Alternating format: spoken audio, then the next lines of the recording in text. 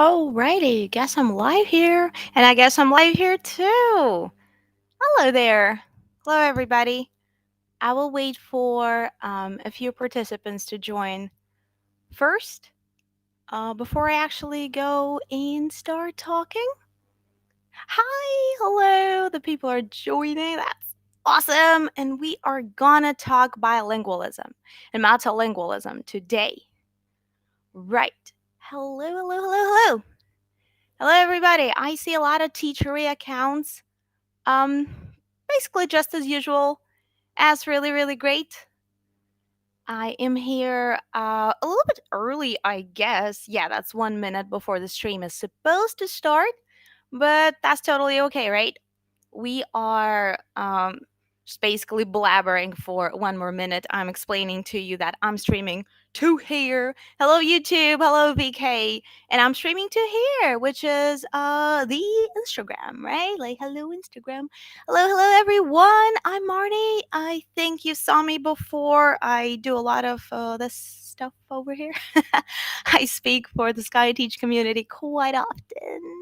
So, I do pronunciation.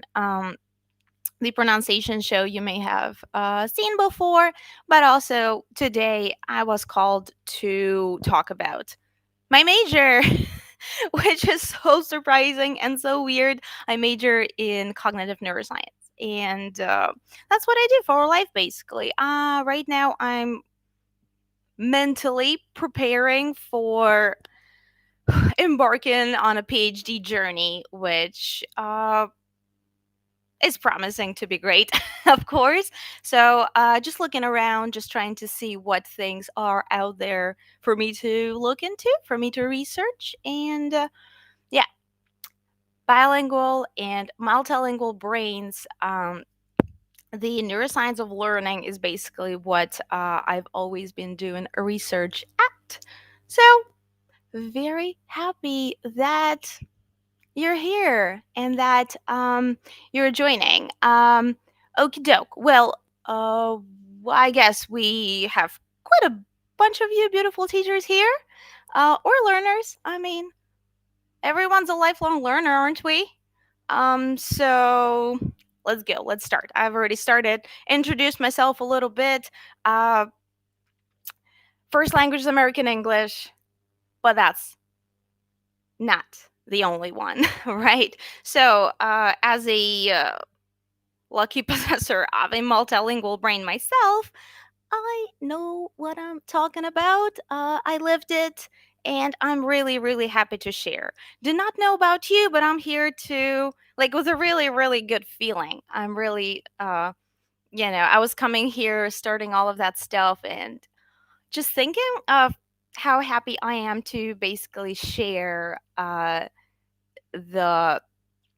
the things that I have accumulated over the years while working in the field. So, uh, and there's not gonna be a whole lot of science. Uh, there's gonna be minimal science because I do not want to make it super duper boring. Uh, this basically gonna be a story and the conclusions that we draw from that story because the stream here was announced by the SMM team as what do we do to make the kids multilingual, right? The tiny little brains. What do we do to help them? I saw that somebody was asking me to recommend Nemo techniques. Oh, the memory techniques, like the things that help us remember things better. Oh, well, if you mean the learning curve, if you mean remembering your vocabulary, or do you mean just like basically not letting your memory decline? If you've noticed some, cognitive decline, it happens with every person. At some point, we just feel that, oh my gosh, I used to think faster. If you a dot Linnaeus, if you could specify in that, I could be happy, happy, happy to share what our memory has in store. I could do a whole other stream on memory and like mnemotechniques if you are interested. Okay, languages, right. Hello, everybody. Hello to whoever joined just recently. Well, let's go. A few words about bilingualism before I go into story time, right? Uh, we are not born with either speech or language. This is not how we're born, right? We're born with the basic reflexes, the basic instincts. And yes, our brain is a social brain. Our brain wants to interact, but not right from the get go when we think that we are our mother's body part, right? At this level, all we do is we accumulate. We just get as much sensory input as we can, right? Um, and when you are exposed to a second language, say you've been monolingual all of your, childhood and then young adulthood, and then you decided to just learn another language. Boom, just like that. Korean, Vietnamese, let's go. Let's go, brain. I mean, there is likely to be a long, long silent period. There is likely to be a long wait, right?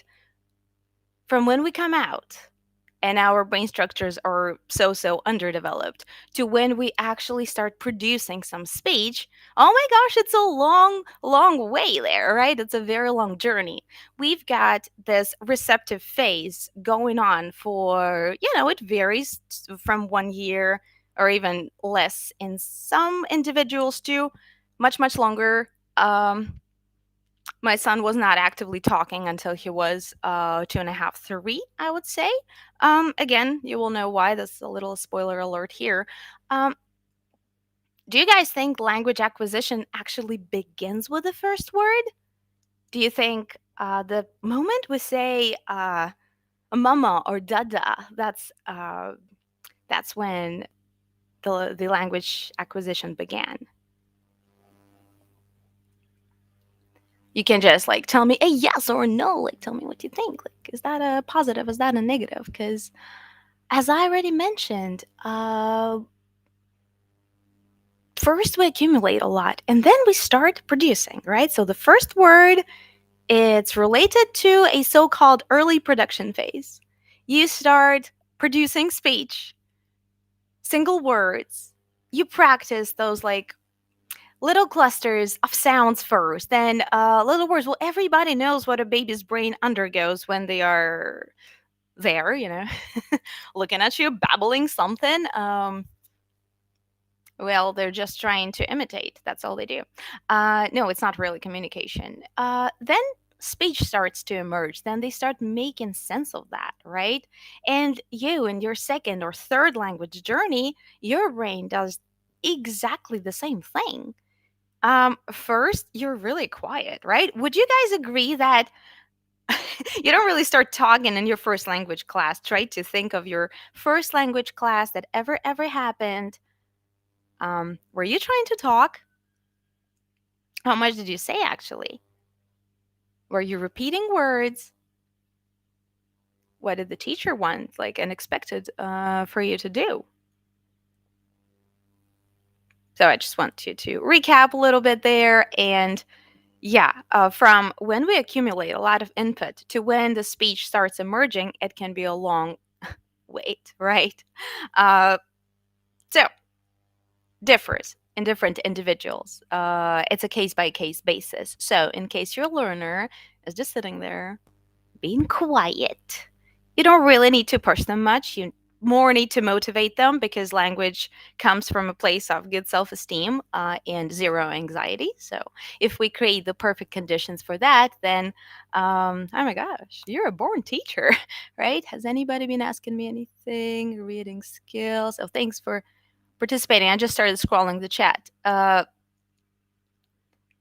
Yeah. All right. Oh, well, then from that on, we go whoop into intermediate fluency. This is when, for example, I have a 5-year-old hanging around here. He is at this intermediate fluency stage when he will not just zip it. He won't. He will just go and talk. And yeah, well, when it's a second language acquisition, like as learners of second or third or fourth language, I don't know, Many of you guys may be polyglots. Like, who knows, right? You also at some point reach the stage where you're like, I'm invincible. I'm ready to talk. I'm ready to go. And you just start going and talking, and you feel amazing. That feels amazing. You're just getting yourself equipped with just yet another tool of communication. And everything from you cross the intermediate plateau, and everything from then on is it lies within the realm of continued development. And you continue your development, right? So let's rewind a little bit and go back to this thought of how small humans acquire language, right? Or how we as grown-up learners acquire language, or how your learners, small or big, acquire the second or third language. What's the topic? The topic is how does one become multilingual by trying multilingual brains from a cognitive neuroscientist, aka Marney me. Well, for those who just recently joined, because I've been asked in the chat. Well, you may have heard of Stephen Krashen. He's like a rock star of pedagogy and a few other, he's trying to be a polyglot. So he's quite famous in the community, of course, and he's trying to reach into cognitive neuroscience to back up his research. He's using this technique a lot. Like, let me teach you a class here, right? He goes like that, and I can attempt to do the same thing. I've been illustrating this in other workshops, and without fail, it works without fail. I'm gonna teach you a little Chinese class if you don't mind, not show it off the skills, just try to have my little assistant here. 大家好，这是个猫，这是个猫，猫，猫有眼睛，我有眼睛，猫有一个鼻子，那我有一个鼻子，鼻子，眼睛，猫有尾巴，猫有个尾巴，对不对？我没有尾巴，没有的猫，猫尾巴，眼睛，鼻子。So, what I basically am doing here, everybody got it, right? It's a cat, cat's eyes, cat's nose, cat's tail. I don't have a tail, I have eyes, I have a nose. So simplistic. What lets you understand that? In case you don't speak Chinese, like those who do, I mean, great. Those who don't, what lets you understand and realize what I was talking about in an unknown language? Unknown to you at the moment. A few thoughts? Would you mind? As teachers, we always do that. I had another big talk about how like the first language in the classroom, should we not? Hello to those who are joining. Body language, thank you. Yes, gestures, exactly. Yeah. So I was trying to elicit from you what the things were, and I was showing it actively. So I was using the realia, right?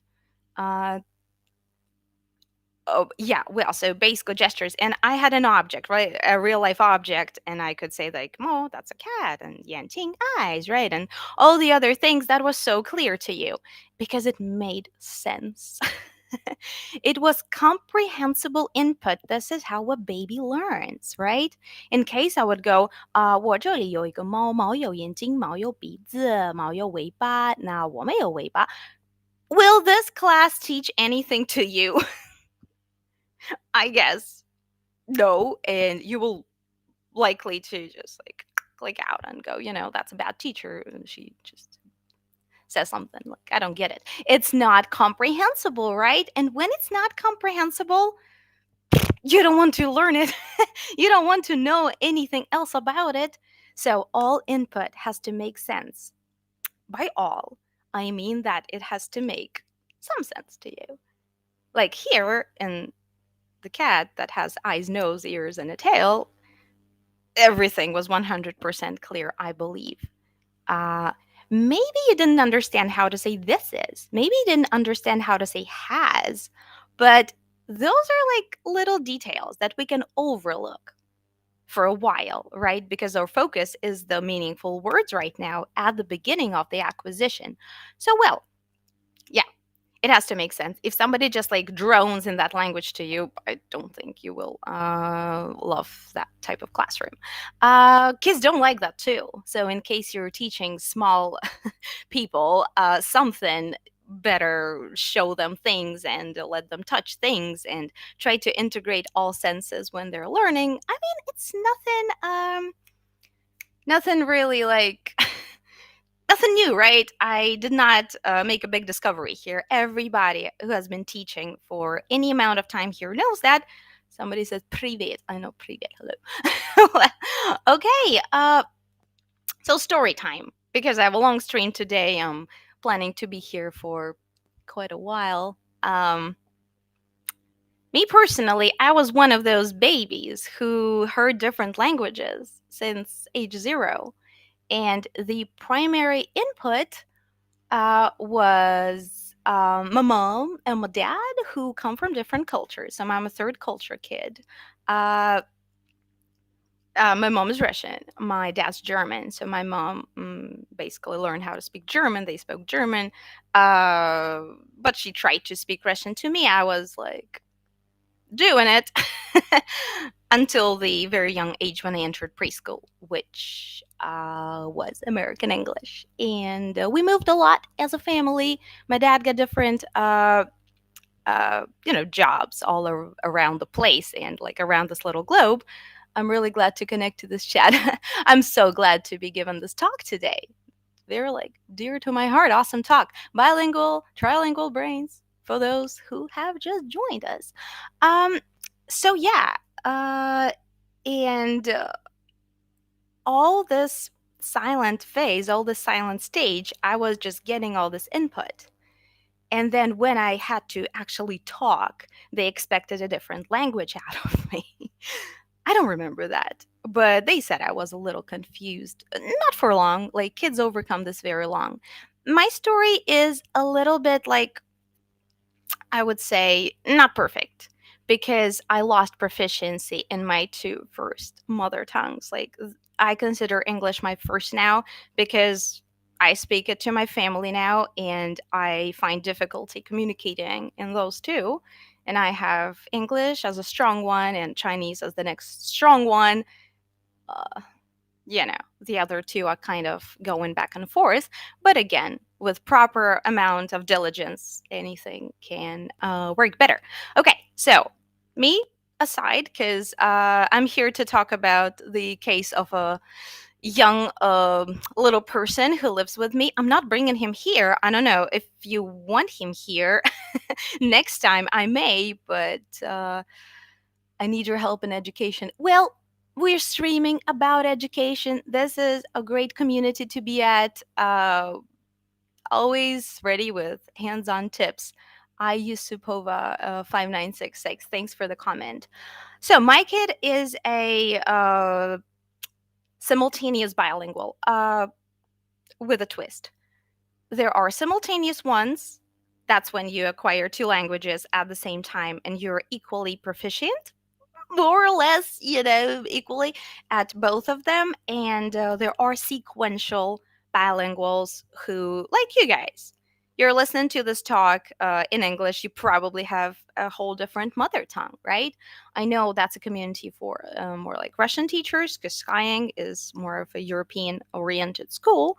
Um, but I've had like Spanish people here, South Americans, Indian people talking to me in those streams. So I believe it's pretty international here. So my point is that English may not be your first language here. It may be your second. Thus, you are a sequential bilingual, right? You acquired another language. People can be sequential trilinguals and simultaneous trilinguals as well, right? So there are different cases, especially very easily seen in third culture kids these days. So, well, let's talk about it, shall we? My kid is a Chinese English bilingual, and his primary language, like the one that he has more vocabulary in, I would say, is American English.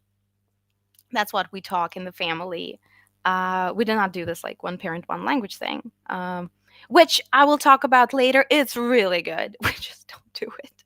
I'm not advising against it, I'm advocating for it. Uh, yeah, well, where were we? So, and his language acquisition was basically pretty natural. He was born in China into a family of two English speaking expats. So, uh, since age 0, the first language he heard coming out, he heard Shanghai dialect. So, yeah, that's not Mandarin, but that was still funny. At school in Kazakhstan, head teacher gave me a task to show them a lesson for low pupils. Okay, we can have all those questions uh, in a little Google Doc. I have my sweet assistant who is helping, and we can answer those at the end of the stream, I suppose. Right. So, well, where were we? I'm sorry, I'm like a little all over the place. I really apologize for that because there's a chat to maintain, and then there's a track to stay on. So back on track. 2 languages. The kid has a nanny since he was like 3 or 4 months old or something in between. He heard the language spoken outside, and by the time he started babbling and producing those like little noises, he produced both equally. So it was Chinese babbling, the typical sound clusters. You can like recognize this if you hear this, and English ones, American English ones. Pretty clear what he was going like to do with that to turn them into languages later on. So yeah, how kids learn it. They say something and they just like look at a grown up. What's the grown up gonna do? What's the grown up gonna say? They say, "Pass me the salt," at the table, not because they want the salt, because they want to see what the grown up will do. Because maybe at 2 years old or something, they do not know the meaning of "pass me the salt."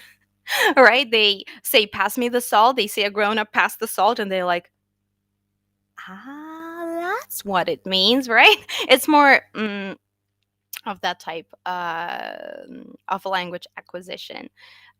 This is what will happen if we just throw any person who does not know the language into the environment where the people speak it, aka language immersion, right? You will try to say it and then to see if you're saying it right, right?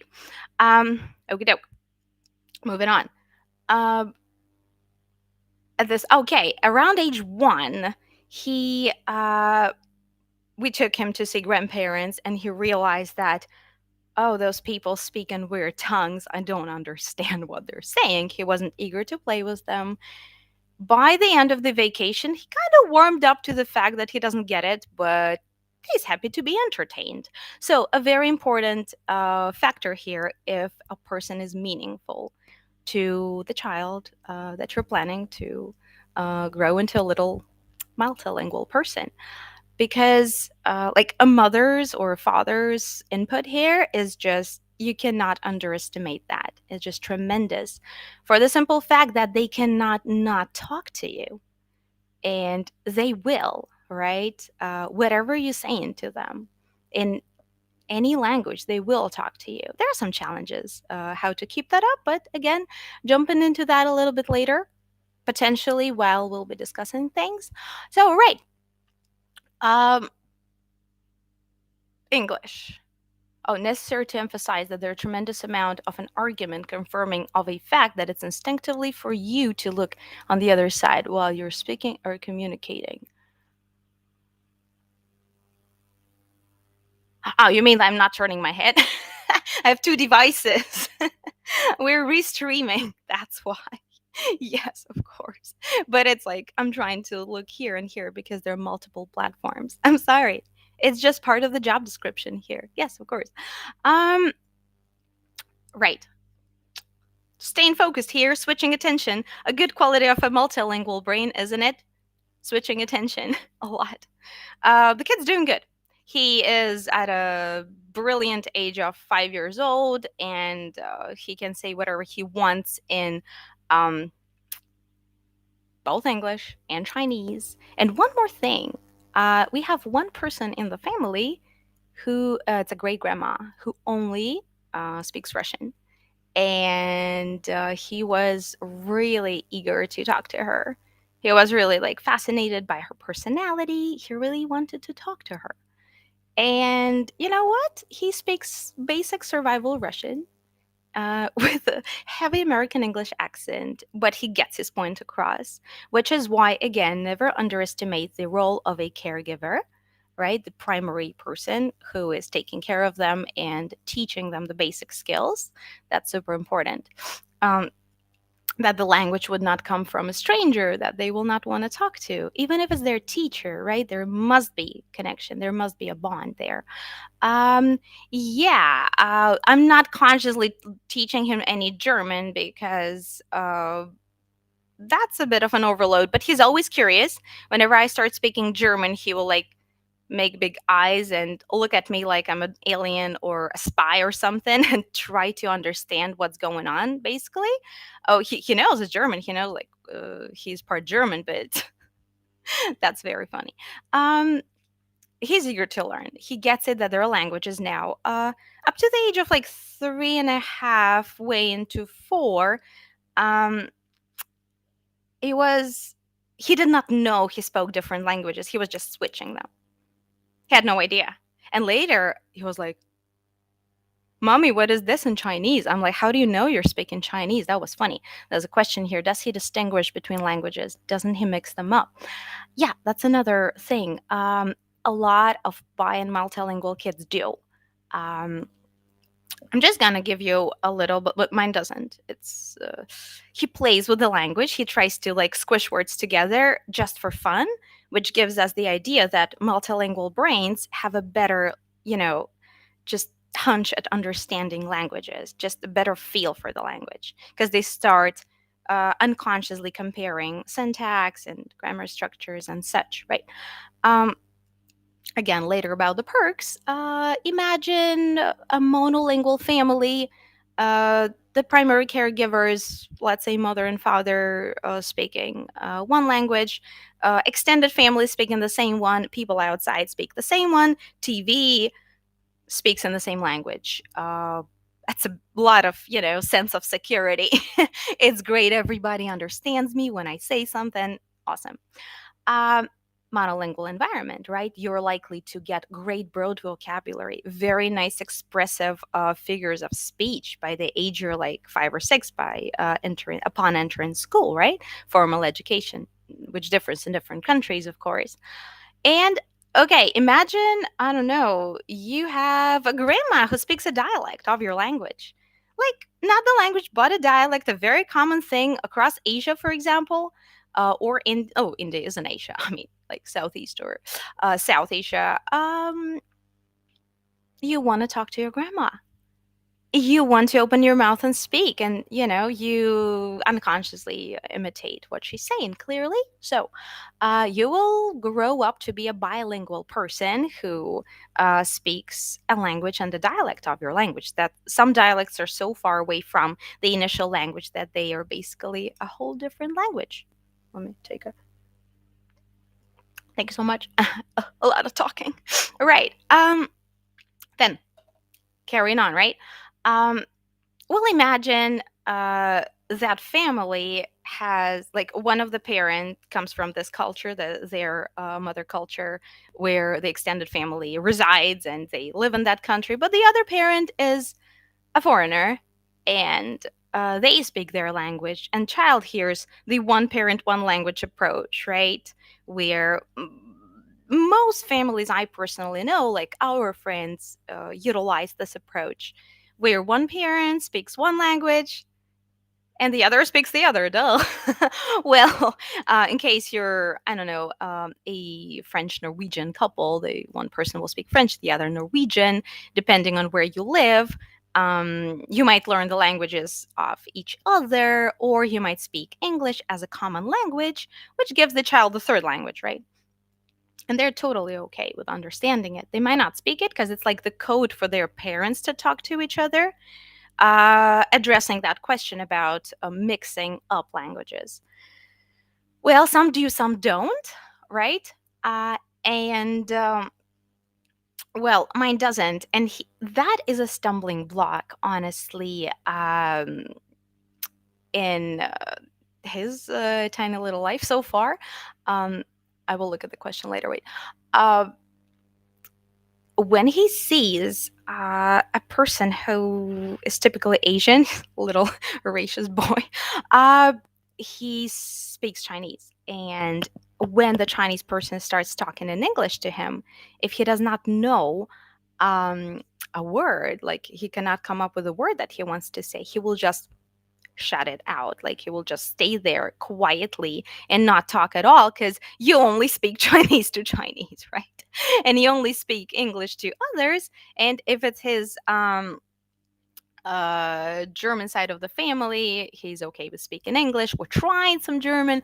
If it's the Russian side, he tries to exercise his Russian skills. He's not shy to teach him a word or two, you know. He says, называется, and then he says play area or like whatever he wants to say. He just teaches everybody words here. Yeah. And why he doesn't mix it? He mixes it in one occasion when all like three of us are together and we speak a code, a mix of everything, because we basically move a lot and like living the beautiful life of a digital nomad over here. And every time you move to a new country, the hello, thank you, bye bye, how much is it, and all the other, basic survival words change. And the kid hears grown up say it, and he catches on, of course. And then he's okay. Recently, he's been to a capoeira class. The coach has started counting in Portuguese. He was okay with it. Right? Which brings me to this one point that multilinguals are much opener to different cultures. They're just much opener to traveling to when the surroundings change, right? I had a question up here. Let me get back to it. Looking on other sides provides you for an opportunity to acquire various ideas, words that necessary for your speech from your subconscious. Yeah. Okay. Thanks for the input. What's your username? Shomadofty. Thank you. Well, carry on, right? We'll carry on here. Do you think triads, octolingual, multilingual brains are in any way different from monolingual brains? Guys, I want to tell you one little fact. Guess what? There are more bilinguals on this planet than monolinguals. Well, because they're dialects, right? Because many territories out there, they do not only speak the like the standard form of their language, they also speak little tweaked variations as well. So yes, the majority of the Earth's population at this point is predominantly bilingual, and monolinguals are unfortunately the minority these days. Thus, the need, like when we were talking, like deciding on a topic with the SMM team, they were saying that that's really a thing. People try to expose their kids, like in monolingual cultures like Russian, for example, people try to expose their kids to as many languages as they can, right? For example, to show them cartoons in a different language, and so on and so forth, or teach them numbers, or get a nanny who speaks a different language, right? again, one of the primary caregivers might be speaking a different language. So it's a thing. Apparently, it's a thing, right? We did not like put much work into it, but that's the thing. Oh my gosh, how much work goes into that? Imagine like how you keep them motivated, right? Like you've got to.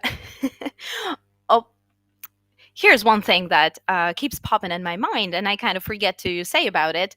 Do you think those kids are likely to be grateful when they're grown and when they have grown into beautiful multilinguals? Do you think they will like say, "Hey, you've been confusing me all of my childhood," or they will be like, "Thanks, mom. Thanks, dad. You're the best parents ever. Your pronunciation is more relevant to American. Yeah, I do speak American. That's true. I have been speaking it like since always, right? Um, I consider it my first language. Yes.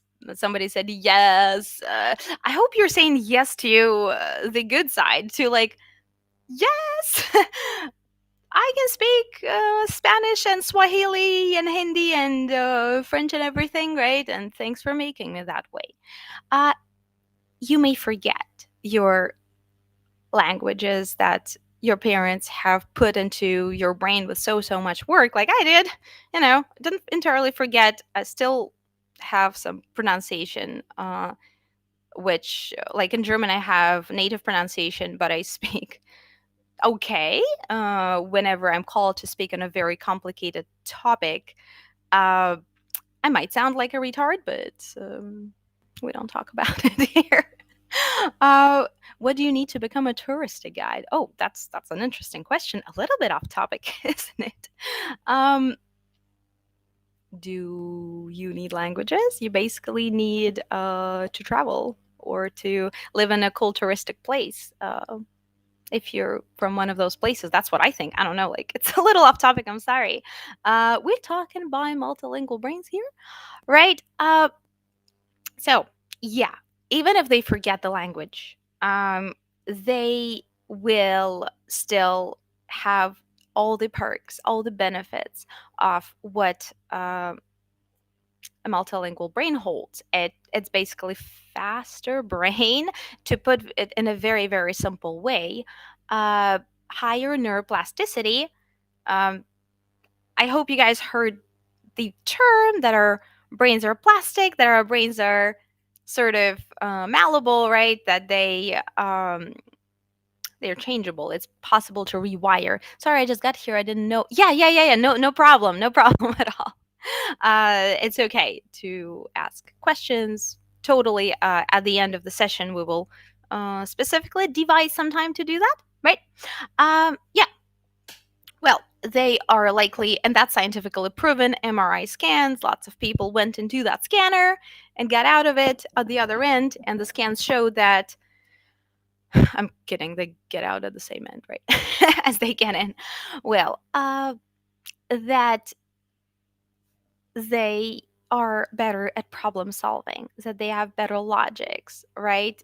That they're better at acquisition of other languages too. That wasn't the scans, but the you know later stages of life show that whenever a multilingual chose to acquire more languages, it came easier.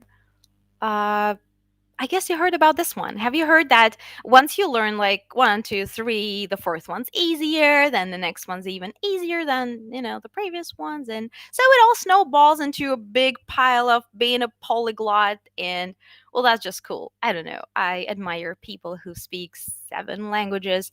Our brain can basically manage up to 10 at a pretty good level if you do regular maintenance, which is really hard to do if you have a full-time job, right? I know if it's not your job, that's kind of hard. But just a little word of encouragement to all of you language learners and teachers, most importantly, is that, when we reach that old age, we're not likely to go cuckoo. We're not likely to just forget stuff. And our memory will definitely be in tip top shape. Somebody is asking me, what is the better way of learning new words? Well, contextualizing new words, of course. Trying to cognitively explain them to yourselves. Well, in case you're learning the words in an academic context, like you're in a classroom, teacher gives you a list of words, and you're plowing through your 40 plus words for this lesson, and then you remember five. Well, that's quite normal. It's okay to remember five because I personally, like, whenever I get to teach, that's not a lot, but I do teach languages a little bit just to keep the learner mind active. To understand the mindset of a learner. Like, I study and I teach as well, in slower and smaller proportion than I do the brain talks. But it's still there. I'm enjoying it a whole lot. How many languages I know? That would be four. Oh, that would be three and a half. I'd say three and a half. Planning on studying Tibetan because the Himalayan region is very, very attractive, and European languages are not as challenging.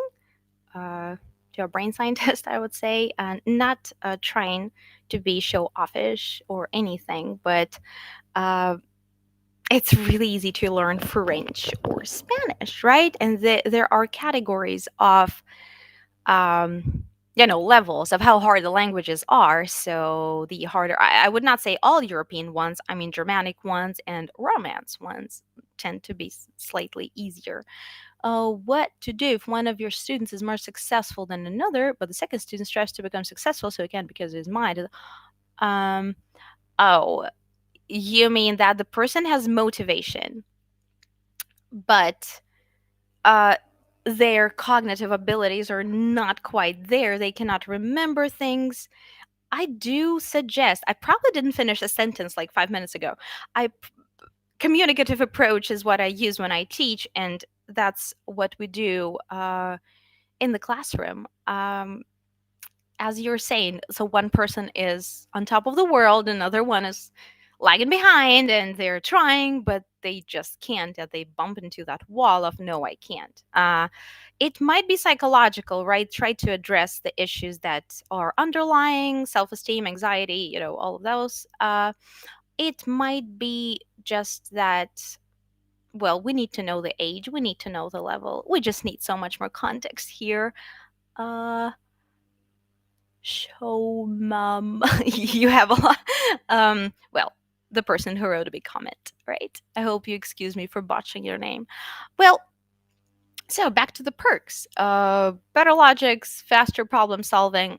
They say, like, we're better at switching between tasks.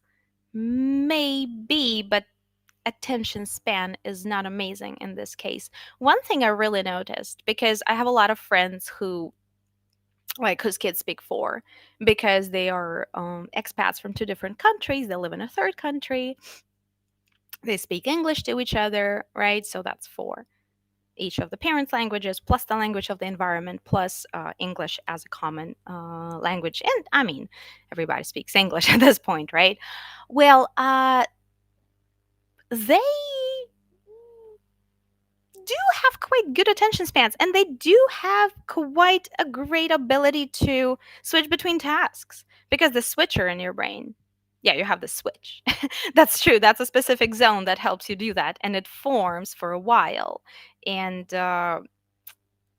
it only is present in multilingual brains, right?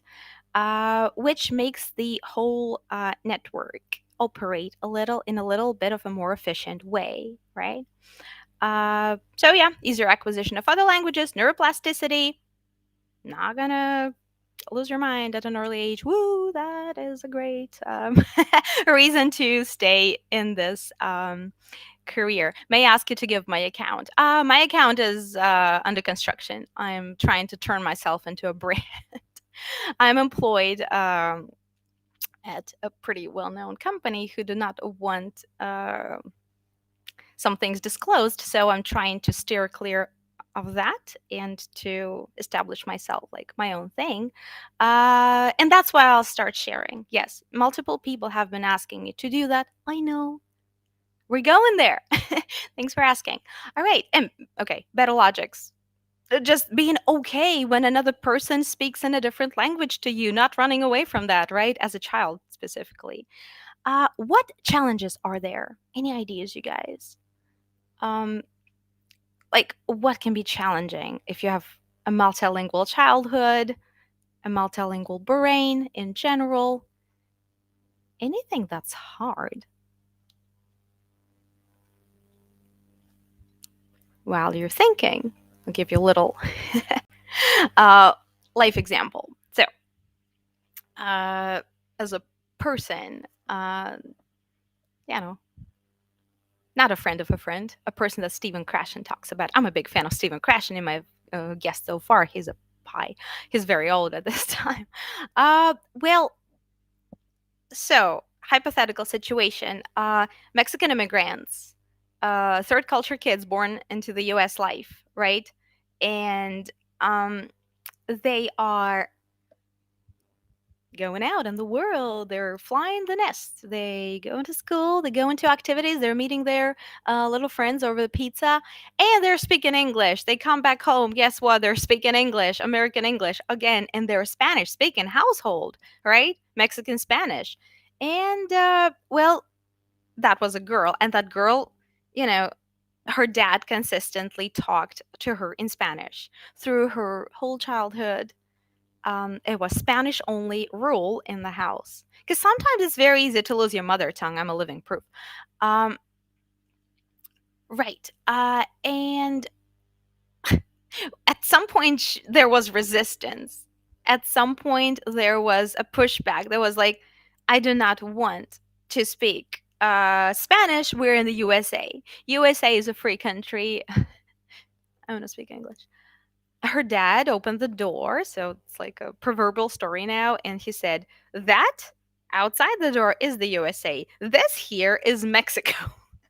So speak Spanish. Okay, dad might come off as a bit of an insane person, of course, who forbids their child to talk in another language. Um, but she grew up and she was really thankful for, her dad being a little bit over the top with that. But pushing her to speak Spanish. She's very fluent, very good, even at academic level, sounds like a native, never been to Mexico. All right. Well, that is a challenge. Tweens, okay, when they're 3, there's the big pushback, then the crises, right? The critical times in the brain development. Then the tweens, then the teens, they will say, nah, I don't want any of that language in my life anymore. So tackle it at a personal level, right? Be nice about it. Never push them too. Well, that dad pushed her, but again, in the long run, they're more likely to say thank you. I'm really thankful to my parents that they were, confusing me on purpose for a few years, and they believed in it. So that was good. There is another myth that those children tend to start talking a little later. It's a myth, but there are a few cases when it's a child's personality. Um, like my kid is on a slightly shyer side, and he just waited, basically. He just waited to make sure that, well, who are you? And okay, you are Chinese. Okay, I'll open my mouth. I will speak Chinese. Unless he was sure, he wouldn't talk. But that hindered a bit. But again, that's personality.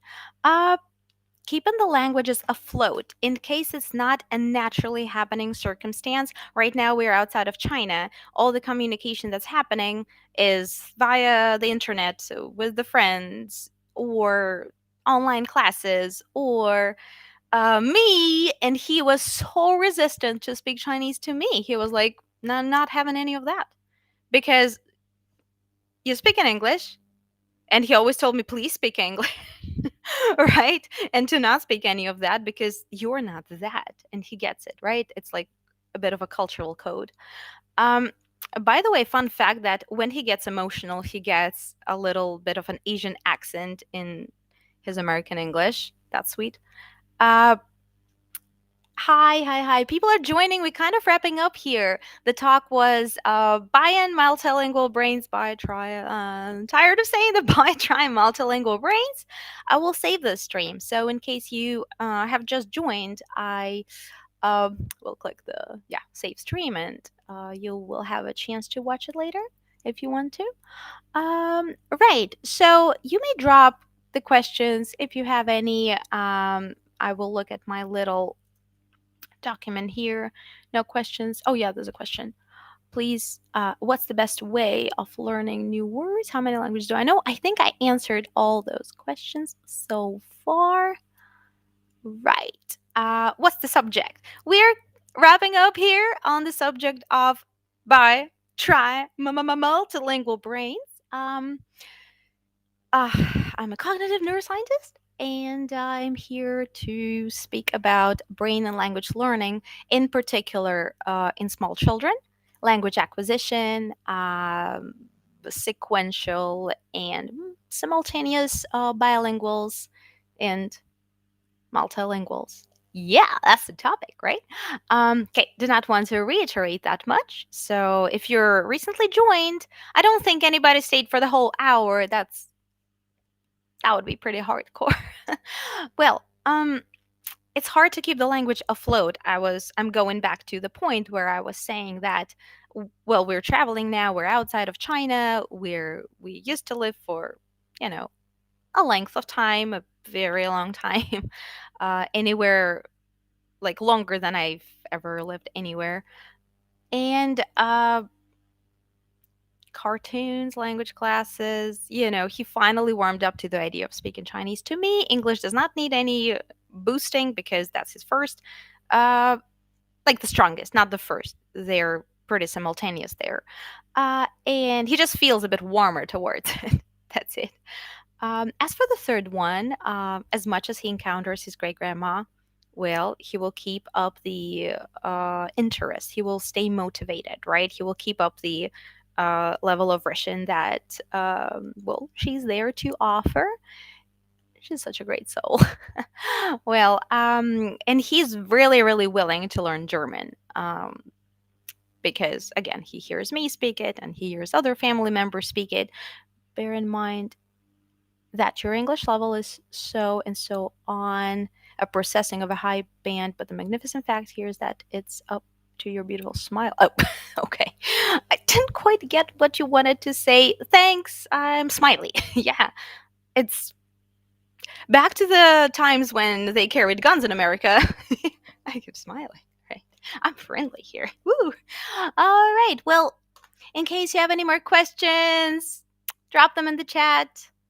Let us see what we got, because it's nearing an hour and I have another meeting coming up in the next hour. So wait a little bit. Brains? Anything? Okay. Oh, no, that's not a question. Anything? What is your motherland? I do not have a motherland. I'm a German national, but I normally reside outside of it. My first language is American English. Yeah. So I have some Russian ancestry, but I was never able to fluently speak Russian. So, which getting myself some italki courses and going into it.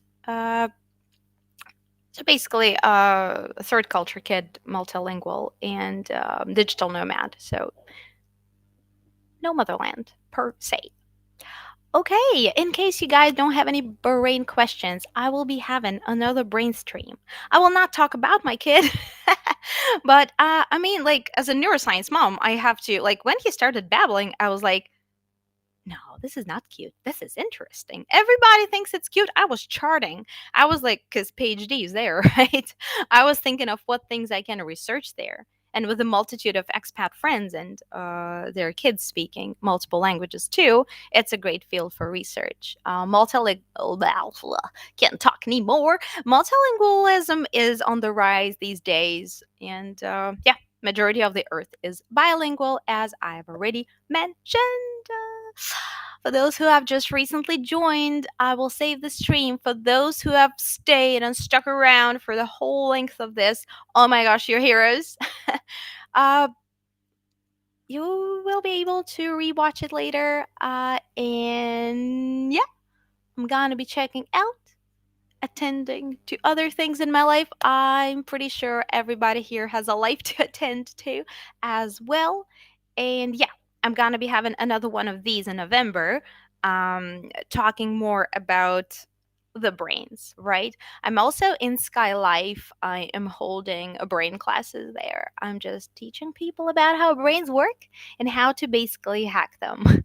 Well, as cheesy as it may sound, thanks a lot. Thank you. Thanks everyone here who took 3 minutes, half an hour of their time, any amount of time. I really, really appreciate it.